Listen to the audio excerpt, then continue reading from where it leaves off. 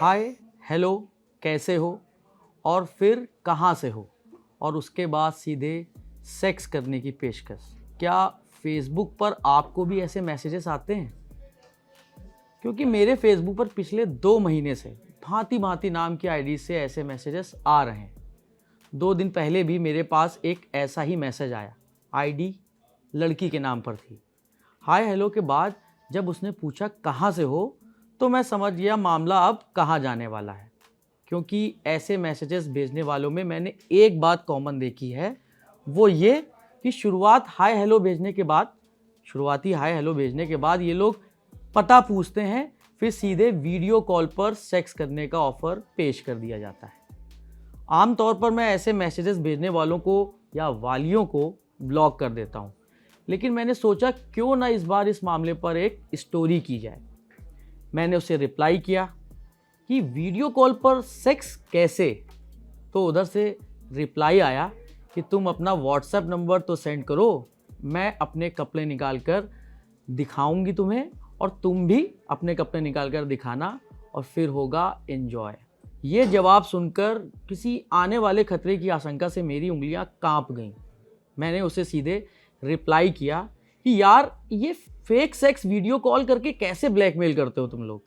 ये message seen होते ही मैं ब्लॉक हो गया। Thank God. मतलब अलग ही तरह का सीन चल रहा है। पिछले कुछ वक्त से ऐसे कई मामले सामने आए हैं जिनमें पहले फेसबुक पर लड़कियों के नाम से फेक आईडी बनाकर लोगों को फ्रेंड रिक्वेस्ट भेजी जाती है, फिर गोल मोल बातों में घुमाकर सामने वाले का मोबाइल नंबर मांगा जाता है। व्हाट्सएप नंबर मिलते ही अनजान नंबरों से वीडियो कॉल आने का सिलसिला शुरू होता है, जिसे रिसीव करते ही या तो सामने वाली लड़की अपने कपड़े उतारने लगती है या फिर कोई ऐसा रिकॉर्डेड वीडियो चलने लगता है। फिर इस कॉल को रिकॉर्ड कर लिया जाता है और इसके बाद शुरू होता है ब्लैकमेलिंग का खेला। पिछले महीने बीजेपी सांसद साध्वी प्रज्ञा को भी वीडियो कॉल के बाद ब्लैकमेल करने की कोशिश की गई। वीडियो कॉल पर एक लड़की साध्वी प्रज्ञा के सामने अपने कपड़े उतारने लगी, जिसके बाद उन्होंने फ़ोन काट दिया। इसके बाद साध्वी प्रज्ञा को फ़ोन पर वीडियो को वायरल करने की धमकी मिलने लगी। मामला हाई प्रोफाइल था। पुलिस ने 2 लोगों की गिरफ्तारी करी। इंटरनेट पर किए जाने वाले इस तरह के अपराधों को सेक्सटॉर्शन कहा जाता है, जिसमें फंसकर कई लोग ब्लैकमेल होते हैं और अपनी कमाई लुटा बैठते हैं। इस तरह के मामलों से कैसे बचा जाए, ये बताने के लिए हमारे साथ जुड़ेंगे सूर्यकांत, जो कि हमारे साथी हैं और टेक एक्सपर्ट हैं। तो सूर्यकांत जी, सबसे पहले हमें ये बताइए कि जो फेसबुक पे इतनी फेक आईडीज़ हैं, इतने स्पैम हो रहे हैं, इतनी ठगी हो रही है, तो ये फेक आईडीज़ को कैसे पहचाना जाए? नीरज, सबसे पहले तो आप इसमें इंस्टाग्राम को भी इंक्लूड कर लीजिए, क्योंकि दोनों का जो प्रोसेस है ऑलमोस्ट एक सा होता है ना। और एक ही मतलब कंपनी से आते हैं, मेटा इनका मालिकाना हक रखता है। तो जो भी प्रोसेस हो रही है ना, डीएम के थ्रू होती है या मैसेजेस के थ्रू होती है, वो फेसबुक पे और इंस्टाग्राम पे दोनों पे बहुत ज़्यादा है। तो जैसे आप मेरे को बोल रहे थे कि इनको आइडेंटिफाई कैसे करना है, तो आइडेंटिफाई करने के लिए काफ़ी सारी प्रोसेस हैं, और जिसमें मतलब टेक का इतना लेना देना नहीं है। आप बेसिक स्टेप्स के साथ भी इस चीज़ को चेक कर सकते हैं कि प्रोफाइल फेक है या ओरिजिनल है। तो सबसे पहले अपन बात करते हैं ना, आप जैसे कोई सा भी प्रोफाइल खोलते हैं, आप इंस्टाग्राम पे हैं या फेसबुक पे, तो प्रोफाइल पिक्चर पे सबसे पहले नज़र पड़ती है ना। तो वो एक अट्रैक्शन भी होता है ना। तो सबसे पहले आप उसको चेक करिए कि जो प्रोफाइल पिक्चर है वो सिंगल तो नहीं है ना। मतलब एक ही प्रोफाइल पिक्चर है जो बहुत टाइम से लगी हुई है, या उसको चेंज नहीं किया गया है। एक ही पॉइंट होता है चेक करने के लिए कि हाँ, मतलब आप एक इंडिकेटर समझ लीजिए, रेड फ्लैग समझ लीजिए। फर्स्ट पॉइंट है। सेकंड पॉइंट आता है कि सेलिब्रिटीज़ के फ़ोटो तो नहीं लगा रखे हैं। ये भी मतलब फेक अकाउंट्स के लिए ना एक बहुत अच्छा तरीका होता है कि सेलिब्रिटीज़ के फ़ोटो, या वैसे सेलिब्रिटीज़ के फ़ोटो जो जनरली शायद इतने फेमस नहीं है, लेकिन क्या होते हैं ना, फोटोजेनिक चेहरे होते हैं, तो उनके फ़ोटो लगे हुए होते हैं। उसके बाद एक और बहुत इंपॉर्टेंट पॉइंट है, नो फ़ोटो। मतलब प्रोफाइल पिक्चर पे फ़ोटो नहीं होना, आप ये समझ लीजिए इंस्टाग्राम या फेसबुक जो प्लेटफॉर्म है वो इसीलिए बने हैं ना। मतलब एक नॉर्मल लाइफ में कहा जाता है कि मतलब जैसे हम बोलते थे ना कि नेकी कर दरिया में डाल। अभी कुछ दिनों तक पहले तक ये चलता था कि कुछ भी करो फेसबुक पे डाल, है ना। तो इंसान फेसबुक पे आए किसी लिए, सब कुछ बताने के लिए, अपनी पर्सनल लाइफ से लेकर के और नौकरी पानी में क्या कर रहे हैं, कुछ भी कर रहे हैं। तो यदि आपके प्रोफाइल फ़ोटो पे कोई फ़ोटो नहीं है, तो एक इंडिकेशन है कि कुछ तो गड़बड़ है। और उसके बाद हम बात करते हैं परफेक्ट फ़ोटो का, पिक्चर परफेक्ट, है ना? क्योंकि जो एक आम यूज़र है ना, वो एक मोबाइल फ़ोन से या कहीं से अपना फ़ोटो लेता है, तो वो इतना परफेक्ट नहीं होता, है ना? एडिटिंग करना हर किसी को नहीं आती है, तो आप यदि प्रोफाइल फ़ोटो पे देख रहे हैं कि पिक्चर परफेक्ट फ़ोटो है ना? और लेकिन बाकी प्रोफाइल में कुछ ख़ास नज़र नहीं आ रहा है, तो आप समझ लीजिए कि ये फ़ेक हो सकता है ना? एक ये इंडिकेटर है। उसके बाद बात आती है, इतना सब करने के बाद यदि आप थोड़े से टेक्निकल हैं, तो उस फ़ोटो को डाउनलोड करके गूगल सर्च कर सकते हैं। इमेज सर्च जो होता है। हाँ, और इमेज सर्च में बहुत मुमकिन है कि पता चल जाएगा। हाँ, और ये करने के लिए कोई बहुत टूल्स की ज़रूरत नहीं है, आप बस उस फ़ोटो को डाउनलोड करिए, गूगल पे जा करके इमेज सर्च करिए, और यदि फ़ोटो कमर्शियल प्लेटफ़ॉर्म पे होगी तो पक्का कहीं न कहीं से उसके लिंक मिल जाएँगे, किसी पर्सनल बंदे की होगी तो नहीं मिलेंगे, है ना? उसके बाद हम बात करते हैं अबाउट सेक्शन में, है ना? बात वही आती है कि फ़ेसबुक हो गया, इंस्टाग्राम हो गया, इस पे जब लोग अपना डिटेल बनाते हैं तो प्रॉपर तरीके से बनाते हैं ना। जैसे स्कूल से रिलेटेड है कि मैं उस स्कूल में पढ़ता था, वहाँ से उस यूनिवर्सिटी में गया, अभी फला जगह पे नौकरी कर रहा हूँ। इंस्टाग्राम पे डिटेल डालते हैं, लेकिन जो फेक अकाउंट होते हैं ना, उनके ऊपर इतने सारे डिटेल नहीं होते हैं, और डिटेल होंगे भी ना तो उनके अंदर आपको ना कंटिन्यूटी नहीं मिलेगी, है ना? आप थोड़ा गौर से चेक करेंगे ना, हो सकता कहीं स्कूल का नाम लिखा हो, उसके बाद पोस्ट ग्रेजुएशन दिया हो। स्कूल के बाद ग्रेजुएशन आएगा ना, मतलब जिसका प्रोफाइल प्रॉपर बना होगा, उसके में वो सारी चीज़ें आपको दिखेंगी। अबाउट सेक्शन उसी के लिए होता है। अच्छा, मान लीजिए कि कोई इन स्पैमर के चक्कर में पड़ गया। मान लीजिए कई लोग पड़े आते हैं, वो अनजान होते हैं कि सामने वाला ठग है, तो और उसने वीडियो कॉल रिसीव कर लिया, राइट? तो वीडियो कॉल रिसीव करने के बाद क्या होता है? वो स्पैमर क्या करते हैं?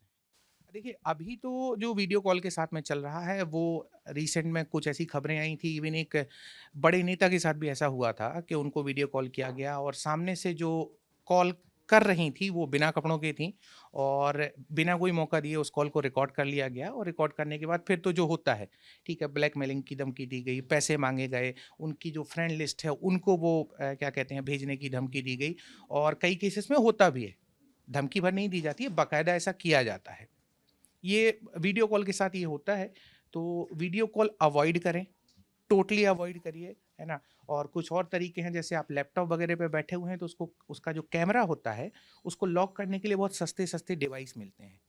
हाँ, मतलब 100-200 रुपए में आपको डिवाइस मिल जाएँगे, आप उसको लॉक करके रख सकते हैं। सिक्योरिटी पर्पज़ से भी अच्छा होता है कि सपोज़ आपका कैमरा किसी ने एक्सेस किया है, हैक किया है, तो भी उसको कुछ दिखेगा नहीं। तो वीडियो कॉल नहीं उठाना है, लिंक नहीं, कोई-सी भी लिंक आती है, उसको भी नहीं करना है। इवन आप जो चैट कर रहे हैं, ध्यान रखिए कि आप क्या लिख रहे हैं, क्योंकि उसके स्क्रीनशॉट लेकर के भी आपको ब्लैकमेल किया जा सकता है या उनको वायरल किया जा सकता है। तो कोई से भी चैटिंग या इनबॉक्स में डीएम है, वो कितना भी आपको लुभावना दिख रहा है या कितना भी ओरिजिनल दिख रहा है, मतलब एक बात मैं आपको बोलना चाहूँगा कि इवन आपके दोस्त के से भी डीएम आया है और जो उसकी भाषा का नहीं है, तो थोड़ा-सा ध्यान रखिए। हो सकता है आपके दोस्त के अकाउंट के साथ छेड़छाड़ हुई हो और उसके अकाउंट से आपको वो मैसेज भेजा गया हो। आप ये सोच के मैसेज पे क्लिक कर देते हैं कि नहीं, ये तो मेरे दोस्त ने भेजा है। क्योंकि आपका दोस्त है, आपको उसकी आदतें मालूम हैं, वो आपको क्यों ही डीएम करेगा? उसके पास आपका नंबर है, फ़ोन है, मैसेज है, और डीएम भी करेगा तो शायद वो बात नहीं करेगा ना जो उस दिन लिखी होगी। तो वो इम्पोर्टेंट है। देखिए, इन सारी चीज़ों में ना ध्यान रखना बहुत ज़रूरी है। फ्रॉड करने वाले जो लोग हैं, आप ये मान के चलिए वो ज़्यादा टैलेंटेड हैं कंपेयर टू आम यूज़र।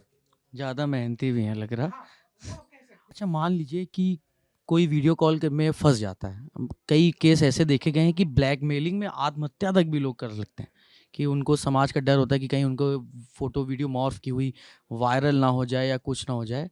तो अगर मान लीजिए कोई ब्लैकमेल हो रहा है तो उसको सबसे पहला कौन-सा स्टेप क्या करना चाहिए? देखिए, सबसे पहला जो स्टेप है, इन केस आप ब्लैकमेल हो रहे हैं तो सबसे पहले सिस्टम पर आ जाइए, पासवर्ड चेंज करिए। मतलब आपको लगेगा ये क्या बात हुई, वो कम से क्योंकि क्या हुआ, एक बार आप हो चुके हैं ना, उसके बाद जो बुरा होने वाला है आप उससे बच जाएंगे। पासवर्ड चेंज करिए, और हो सकता है मोबाइल नंबर वगैरह यदि लिंक हो गया है तो उसको चेंज कर सकते हैं। ये सब आसान नहीं, स्टेप। नहीं, जो वीडियो कॉल में जो ब्लैकमेल होता वही है। उसी टाइम का बता रहा हूँ कि आज वीडियो कॉल में आप ब्लैकमेल हो रहे हैं, तो एक बार तो आप फंस चुके हो ना, लेकिन वही चीज दोबारा ना हो। शाम को आप फंसे या सुबह ना हो, तो सबसे पहले वहां। और दूसरा सिंपल सा है इन ब्लैकमेलर्स के कि नहीं झुकना है आपको। कुछ नहीं करना है, आप सीधे पुलिस के पास जाइए, साइबर पुलिस के पास जाइए। भूल जाइए कि ये कुछ करने वाले हैं, इन्हें कुछ नहीं करना है। बहुत कम केसेस में ऐसा होता है कि ये मतलब जो पोस्ट है या जो आपकी चैट्स हैं या आपके वीडियो हैं, उनको सोशल मीडिया पे डालते हैं। उनका उद्देश्य ही नहीं है डालना, उनका उद्देश्य तो आपको डरा धमका करके पैसे लेना है। अच्छा, जैसे ये भी कहते हैं कि वीडियो कॉल रिकॉर्ड कर लिया है, ठीक है, रिकॉर्डेड वीडियो चला के या न्यूड कॉल वीडियो कॉल करके, लेकिन कहा जाता है कि फिर वो फ़ोटो भी मॉर्फ करके उसकी भी इस तरह से धमकियाँ देते हैं, ऐसा भी है? आप गूगल सर्च पे जाएंगे और फोटो एडिटिंग और वीडियो एडिटिंग के लिए टाइप करेंगे तो हजारों सॉफ्टवेयर आ जाएंगे, और अच्छी बात कहें या बुरी बात कहें, सारे फ्री हैं। तो ये करने के लिए बहुत बड़ा टेक एक्सपर्ट बनना जरूरी नहीं है। गूगल पे जाकर के ही आप सीख भी लेते हैं कि मॉर्फिंग कैसे होती है, और गूगल पे जाकर के आपको पता चल जाता है कि कौन सा ऐप आपके काम का है। तो ये सब करना ना, और मैं आपको बताऊं, जब आपके साथ ये हो जाता है तो आपका दिमाग ही नहीं चलता है ना, आपको समझ में नहीं आता कि ये मॉर्फ किया हुआ पिक्चर है। आप कई बार उस जोन में होते हैं कि आपको लगता है ये शायद मैं ही हूं, है ना, वो होता है। तो उस चीज से बचिए, थोड़ा सा शांति बनाए रखिए, साइबर पुलिस के पास जाइए, क्योंकि अभी तक ऐसे केस बहुत कम रिपोर्ट हुए हैं कि जब उन्होंने मतलब जो ब्लैकमेलर्स हैं उन्होंने इन पिक्चर्स को या इन वीडियो को सोशल मीडिया पर डाला है। दूसरे टाइप के ब्लैकमेलर्स हो सकते हैं जो आपके दोस्त हों या आपका कोई पुरानी रंजिश वाला हो, वो कर सकता है। चलिए, आपको इन सब चीज़ों का ध्यान रखना है दोस्तों, और कभी मान लीजिए गलती से मिस्टेक हो भी जाती है, फँस भी जाते हैं आप इनके जाल में, तो घबराना नहीं है। ब्लैकमेलरों का काम ही यही है, आपको घबराकर, आपको परेशान कर, आपको डर दिखाकर पैसे लेना, आपकी कमाई लूटना आपसे। तो आप लीगल एक्शन लीजिए, पुलिस के पास जाइए और घबराइए मत। और आपको अगर इस तरह के और वीडियोज़ देखने हैं तो हमें सजेशन दीजिए इस कमेंट बॉक्स में, और आपको वीडियो ये कैसा लगा ये बताना मत भूलिए। बहुत-बहुत शुक्रिया।